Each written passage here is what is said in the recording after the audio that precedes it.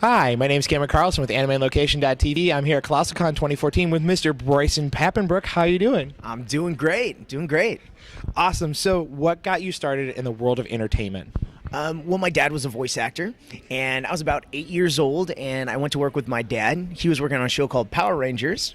He was Rito Revolto, the skeleton dude on Power Rangers. Are you for real? Yeah, I swear. That's my pops, and I was watching him work, and at the end of his session, the director said, "Hey, we need a kid." And my dad's like, "He's a kid, throw him in the booth," and I became a voice actor. That's sweet. Yeah. Everyone gets into the industry a different way, so I just happened to be in the right place at the right time. Nice, nice. So we've got a really great show to talk about, the smash hit Sword Art Online, which ran on Toonami. How did you feel knowing of the wide audience, how wide the audience was going to be, and how did you, and you know, fans got to see it. Now that you've had fans' reaction to it, how do you feel about it? Amazing, amazing. I mean, I love that show. I watched the entire series in Japanese before I started working on the show, and then rewatched it again in English and caught it on Toonami a bunch and live tweeted with fans. I mean, it was just incredible. And I really hope that I can be a part of the show as it goes into season 2. Yeah. And actually, they don't tell us voice actors anything, so yeah. I hope there's an English dub. I would assume there would be because the fandom is pretty large. So crossing my fingers for going to Gun Gale. Yeah. Alrighty, and then along those lines, you're also on another smash hit on Toonami, Attack on Titan. How do you feel working on the project knowing the fan response? I mean, it's only, what, maybe about 6-7 episodes on Toonami so far, so there's still plenty for fans to check out. There definitely is. I mean, I think it's just getting into the meaty part of the series, and I'm so excited about that show. I was an Attack on Titan fan. I watched it every single week in Japanese, and I never thought I'd be a part of that show because Funimation had the title. Right. I live in Los Angeles. I had no real connections. Yeah, I'd met a few people, a few great people at cons and stuff.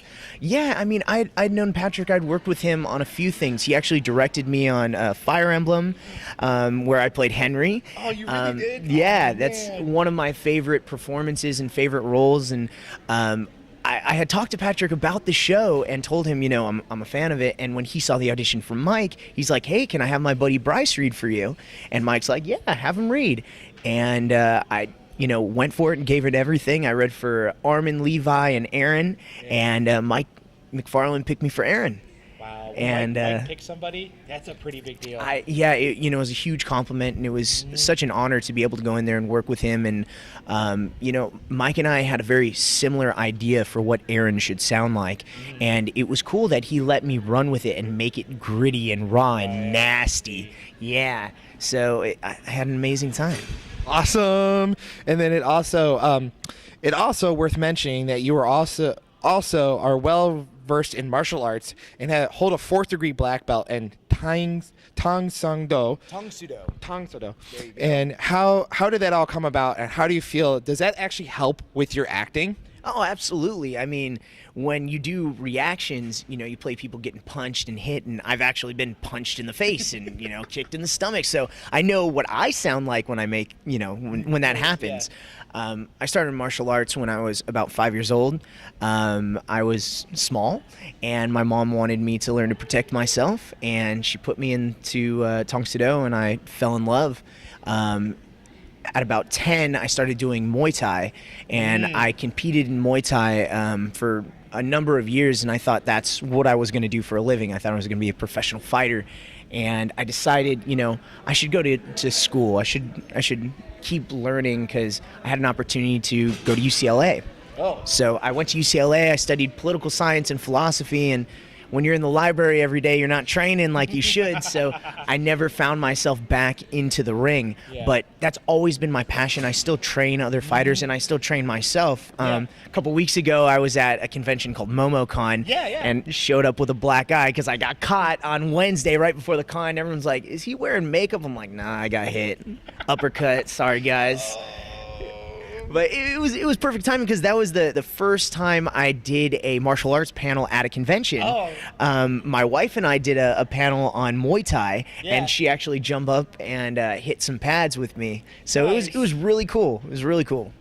That's actually really awesome. So you happen to work in the video games as well, and you you happen to be in the very popular Saints Row franchise. How's it like being in that crazy game, knowing that it has really mature ideas on how a game should be? Yeah, I mean, I think one of my characters picks up a hooker, so you gotta find that scene if you're playing.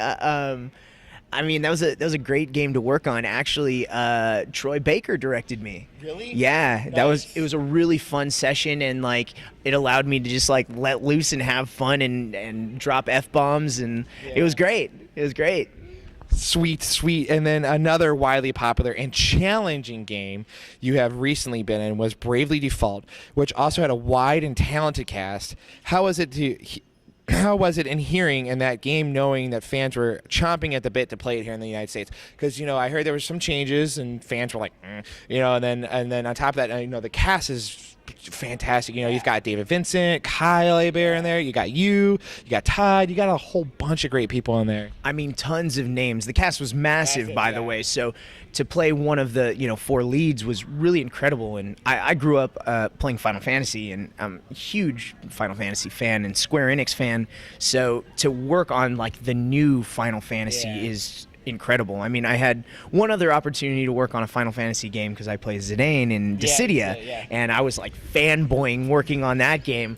But to go back and work on Bravely Default was awesome. I mean, that's the style of game that I played, and I'm nervous to pick up a copy because I think that would be my entire life. Like, I would stop doing everything else and just like, okay, here we go, level up.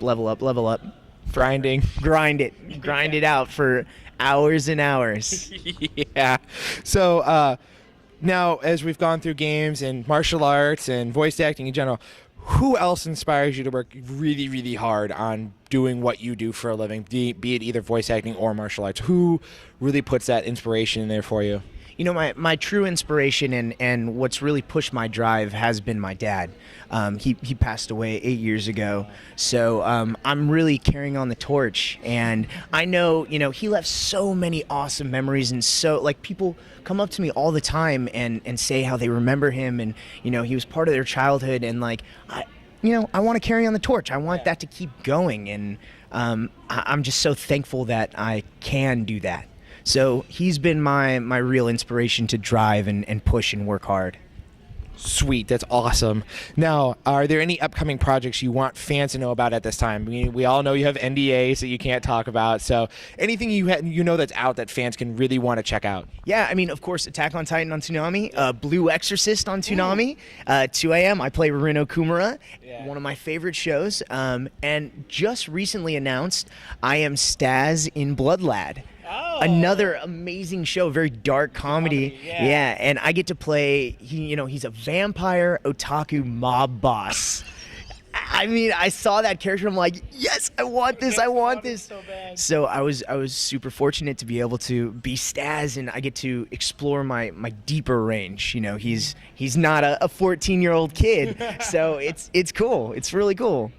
Awesome. And then now, is there a way for fans to keep up with you on the net? And a final message for all your wonderful fans out there watching. Absolutely. So find me on Facebook, facebook.com/actor Bryce Papenbrook, Twitter, my name, Bryce Papenbrook, and Instagram to look at pictures of my dogs at Bryce Papenbrook. And all the fans, thank you guys so much. I love the support and the energy. I feed off this stuff. Like, this is the reason, why I'm inspired to do this. So thank you for everything. And thank you so much for coming out and talking with us. Thank you very, very much. Thank you for having me. Appreciate it. Yep.